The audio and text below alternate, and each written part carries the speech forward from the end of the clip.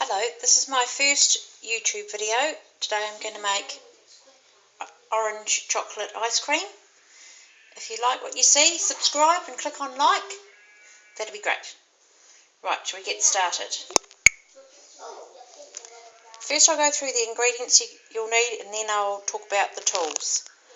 I've got normal milk. I would usually use blue or full fat milk, but this is the one I've got today. Cream. This is ordinary cream. I think you would call it whipping cream. Anyway, it whips. If you go to the trouble to. Cast sugar. And orange. I'm going to use the peel of the orange for the orange flavour in the chocolate orange ice cream. I've got 6 duck eggs. You don't have to use duck eggs. Just ordinary eggs will do, but it's duck eggs I've got today. And this is milk chocolate. I use milk chocolate, not dark chocolate, because I find that if you use dark chocolate it sets the ice cream too hard, whereas the ice cream will stay soft with milk chocolate.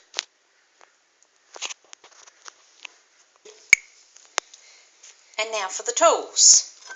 A measuring cup. This is a half cup. I might need a cup measure as well. A good peeler for the orange peel. 2 cups to separate the eggs. And a good big measuring jug. Right, first measure out the milk and cream. I need 400 mils of milk and cream together, so 200 mils of each.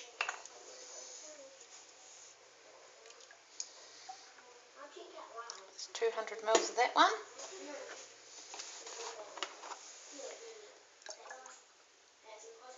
And 200 mils of that one.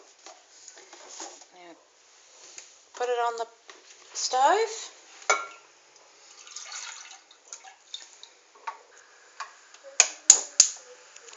Just leave it to warm up while we separate the eggs.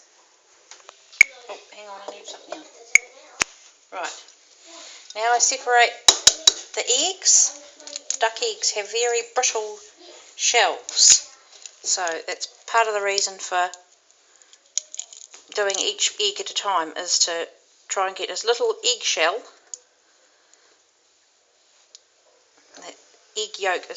The egg white is much more viscous on a duck egg, and then I put the eggs into the jug that I measured the milk into, and each time I put the egg white away in this container, and I'll use the egg whites for something else. We only need the yolks for this recipe.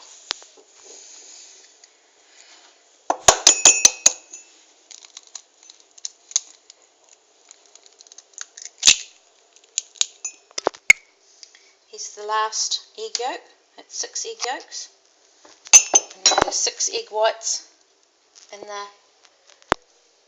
over there for another recipe. You can make a batch of friands with 6 egg whites. Perhaps we'll make those some other time. Or this afternoon, maybe. Meringues or pavlova or something like that. Right, half a cup of caster sugar. The original recipe asked for a whole cup of caster sugar, but didn't have the chocolate in. So I decreased the amount of sugar, because I've got sugar in the chocolate as well. Now stir the sugar, melt the sugar into the egg yolks, trying to get rid of any lumps.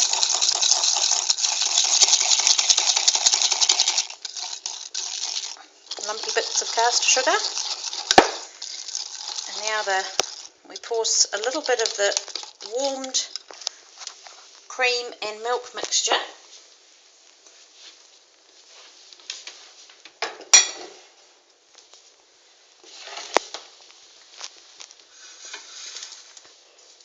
Just a little bit at first. We don't want to scramble the eggs, the egg yolks.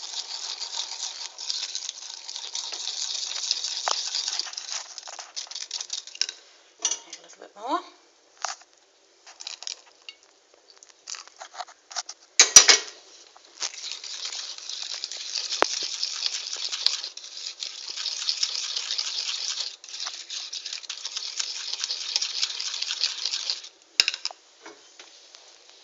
Put that back on the heat.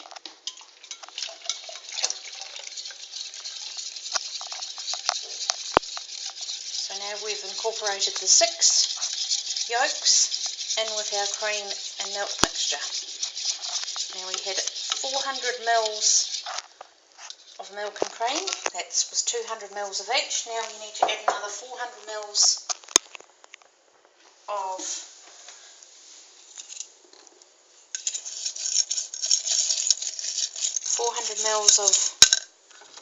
there was a little bit of sugar stuck on the bottom of my measuring cup.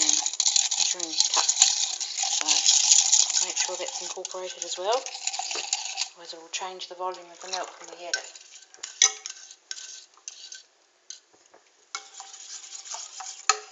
It's still on the heat, but the heat's down on low. Right, 400 mils of cream.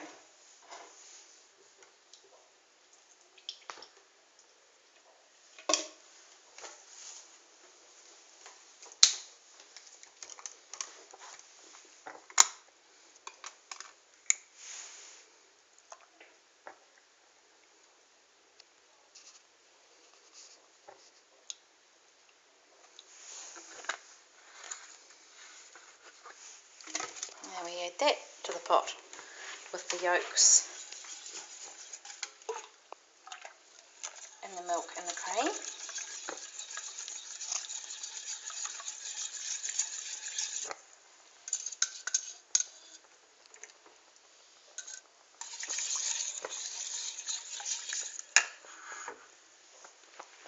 Now we add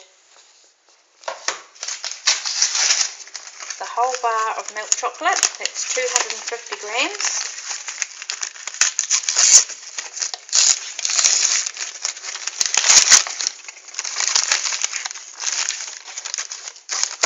It's a good brand of chocolate because it's ethical chocolate.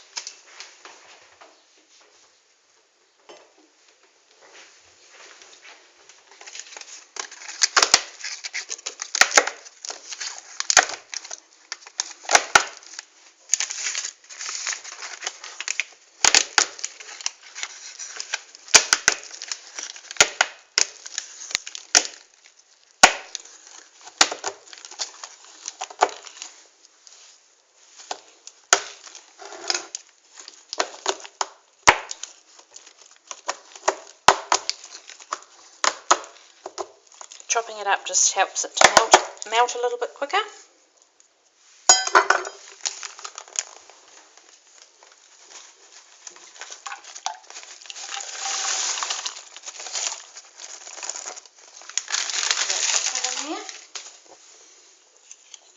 Now's when you have to stir it a little bit so that when the chocolate melts it doesn't stick to the bottom of the pot, but it's got a lot of liquid to melt into, so it's usually not a problem. Now we add the orange peel.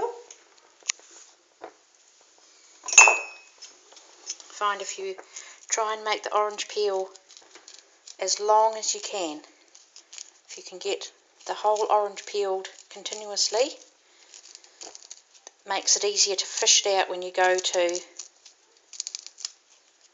churn it, rather than end up with a whole lot of little bits of orange peel.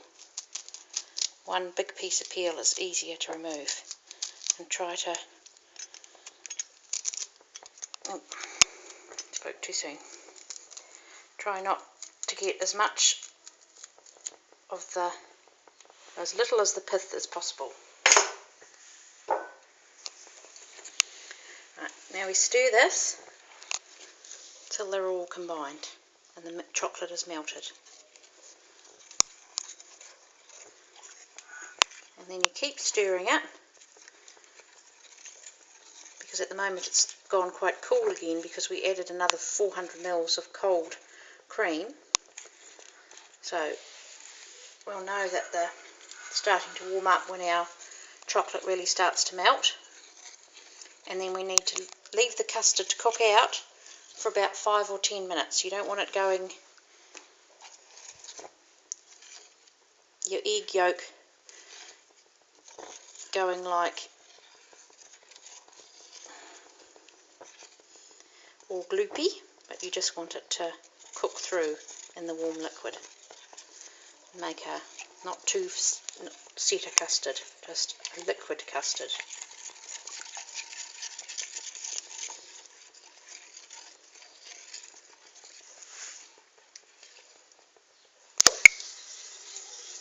Right, chocolate is completely melted in now, and now we're just cooking out the custard. So it needs to stay on the heat with fairly continuous stirring for about 10 minutes. At this point you can turn the element right down and walk away for a minute or so, and then come back and give it another stir.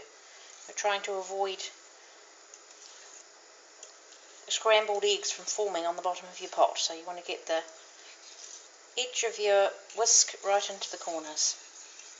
Now once it's cooked out, I usually pop it in the sink, put the pot in the sink with cold water up the sides to help cool it down faster, and then I leave it in the fridge overnight and come back and churn it tomorrow. So look out for part 2, and I'll show you how the finished product, what churn I've got, how to churn it, and what the finished product looks like.